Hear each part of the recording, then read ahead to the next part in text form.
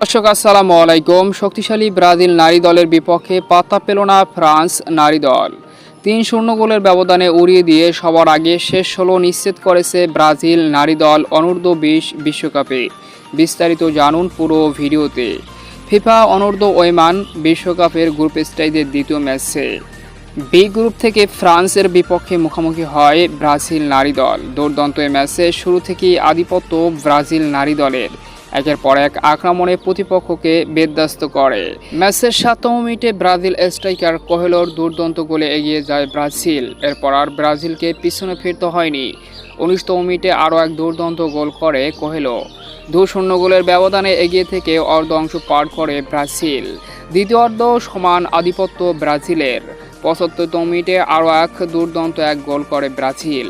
শেষ পর্যন্ত ৩-০ গোলের ব্যবধানে ফ্রান্সকে উড়িয়ে দিয়ে দুর্দান্তভাবে সবার আগে শেষ ১৬ নিশ্চিত করে বি গ্রুপ থেকে টিম ব্রাজিল।